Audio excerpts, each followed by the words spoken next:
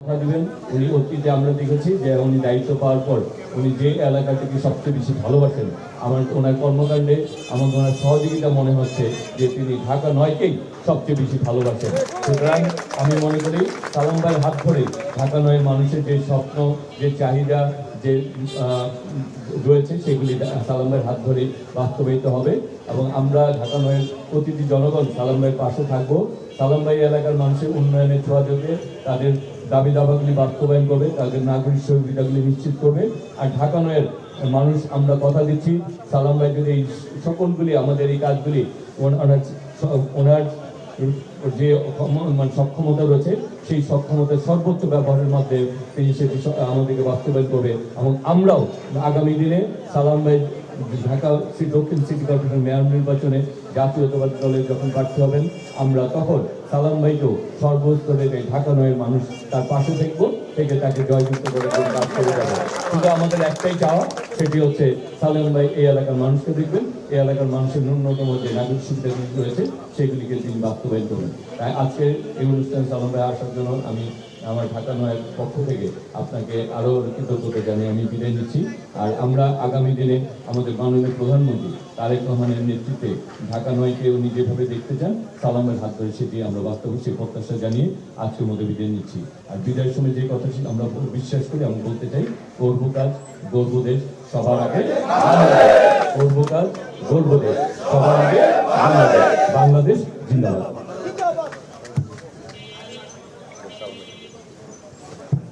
ধন্যবাদ আমাদের মাননীয় প্রতিমন্ত্রী মহোদয়কে। আসলে সারণ অত্যন্ত অ্যাক্টিভ এবং আমি কিছু জায়গায় আমাদের এই মান্ডাগাল সারাদিন ব্যাপী শুরু থেকে শেষ পর্যন্ত আসলে দেখেছেন। আর আপনারা জানেন আমাদের এই দক্ষিণ সিটি অত্যন্ত গণবসতি, আপনার এলাকারও গণবসতি। আমাদের সরকারের যে ক্লিন সিটি গ্রিন সিটি আপনারা বর্জ্যগুলো আসলে নির্দিষ্ট স্থানে রাখবেন এবং সোসাইটি পরিচ্ছন্ন রাখার চেষ্টা করবেন। এখন বক্তব্য রাখবেন ঢাকা দক্ষিণ সিটি কর্পোরেশনের মাননীয় প্রশাসক বক্তৃতা আব্দুল সালাম। এখন আপনাদের উদ্দেশ্যে মূল্যবান বক্তব্য রাখবেন।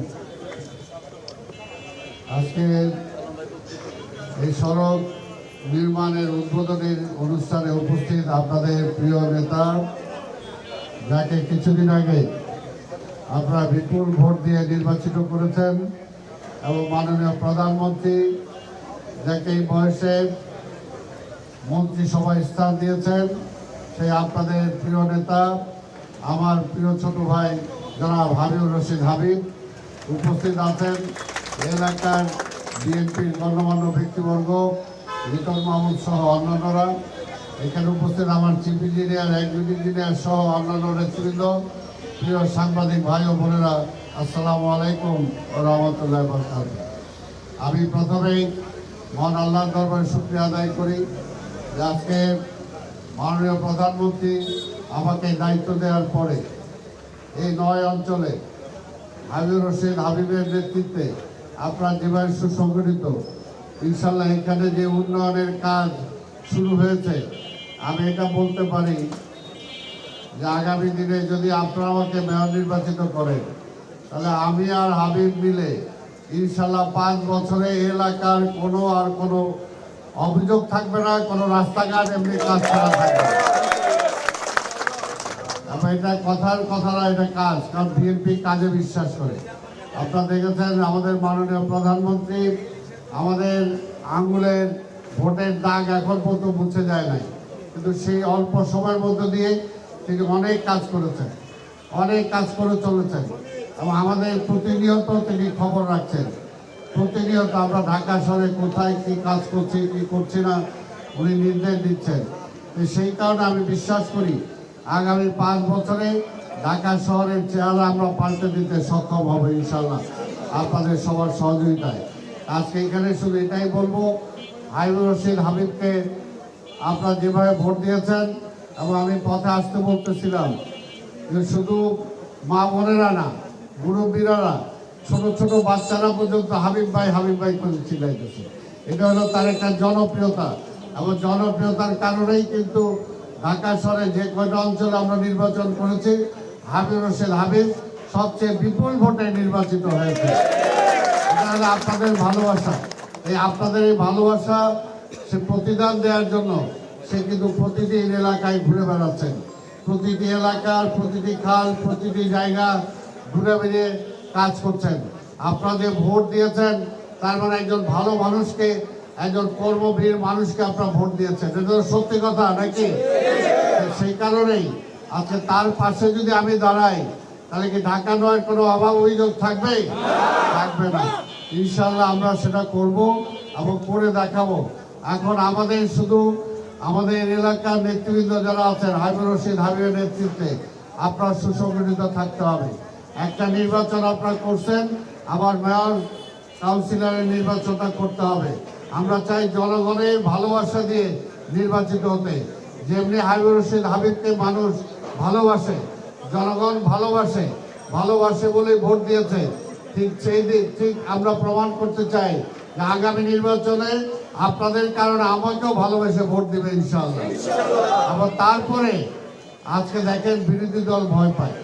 2 মাস যায় নাই, একটা সরকারের কি এটা যথেষ্ট সময় না, কিন্তু 2 মাসে এত কাজ করে ফেলছে মাননীয় প্রধানমন্ত্রী, তারা ভয় পাইতেছে 5 বছরে যদি এত কাজ করে ফেলে এরপরে তো তাদের দিকে আর কেউ তাকাবে না।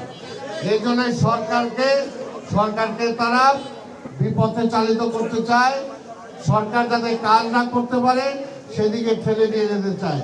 কিন্তু তারেক রহমান দেখেন অবিচল।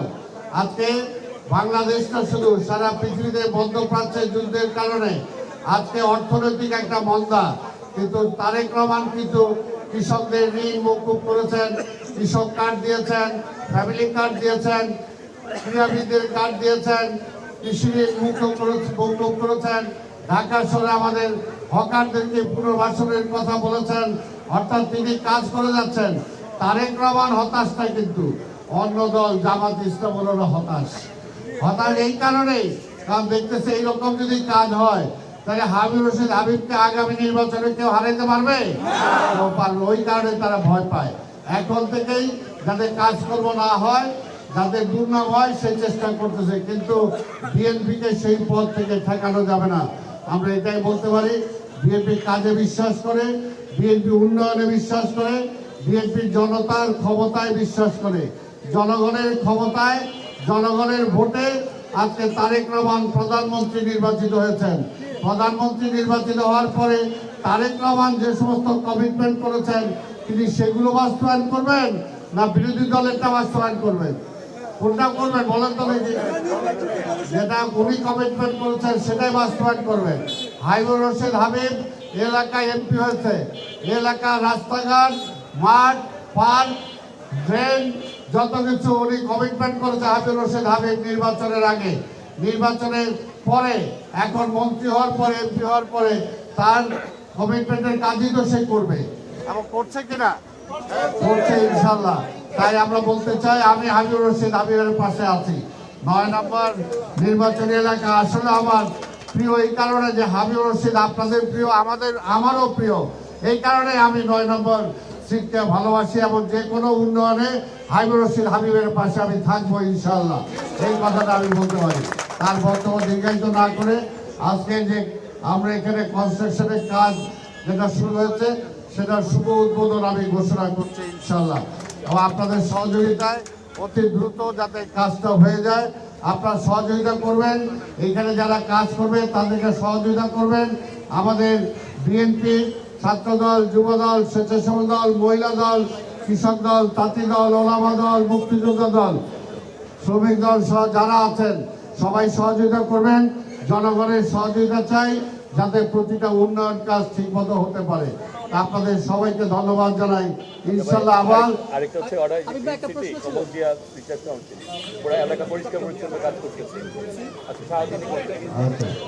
আচ্ছা, আমি চাই এটা আপনাদের নেতা আপনাদের ওই মুখ দিয়ে বলুক এটা যেটা আপনারা কাজ করেছেন। আমি হাবিবুর রশিদ হাবিবকে এখন আরেকটি ঘোষণা দেওয়ার জন্য আমি অনুরোধ করছি। সেটি হচ্ছে যে আজকে সকাল থেকে আমরা অনেক এলাকায় কাজ শুরু করেছি, আমরা পরিচ্ছন্ন অভিযান শুরু করেছি। সেটি হচ্ছে কমলদিয়া রিসার্চ কাউন্সিলের মাধ্যমে আমরা ক্লিন সিটি গ্রিন ফিউচার তৈরি করতে। আজকে ওনারা এখানে উপস্থিত হয়েছেন, আমাদের মাননীয় প্রশাসককে গেঞ্জি উপর দিয়ে এবং এই কাজটি ওনারা করবে। ঠিক আছে এখন এটি ওনারা উদ্বোধন করছেন ইতিমধ্যে। এই সরান। ঠিক আছে ঠিক আছে দিয়ে দেন এক্সেলটা দেন দেখছি আমি যেটা মাত্র আমি দেখলাম এই যে এক্সেল আচ্ছা একটু এই সরেন